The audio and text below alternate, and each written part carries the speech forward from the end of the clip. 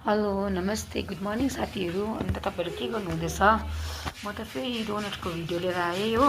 यो डोनटको भिडियो त होइन, अस्ति नै मैले बनाइसकेको थिएँ। अस्ति त मेरो मेकअप थिमको यो थियो नि, केकको अर्डर थियो। त्यति बेला यो पनि अर्डर आएको थियो हो।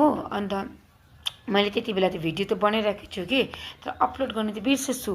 अन्त जस्तो फोन हेरेको त यो भिडियो रहेछ कि, अन्त तपाईँसँग सेयर गर्नु पर्यो भनेर त मैले अपलोड गरेको हो।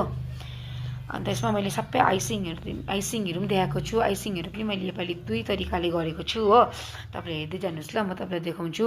अन्त 2 तरिकाले भन्दा मैले यसमा चाहिँ योपालि व्हाइट चक्लेट र नि डार्क चक्लेटमा बनाएको छु। सधैँ त म डार्क चक्लेट मात्रै बनाउँछु, तर योपालि मैले व्हाइट चक्लेटमा पनि बनाएको छु। व्हाइट चक्लेटमा चाहिँ कस्तो भएको थियो कुनी, मिठो भएको थियो होला। अब मैले टेस्ट त गरेन, तर हेरौँ, कस्टमरले लिएर गएको थियो, उनीहरूलाई मन पर्यो होला हो।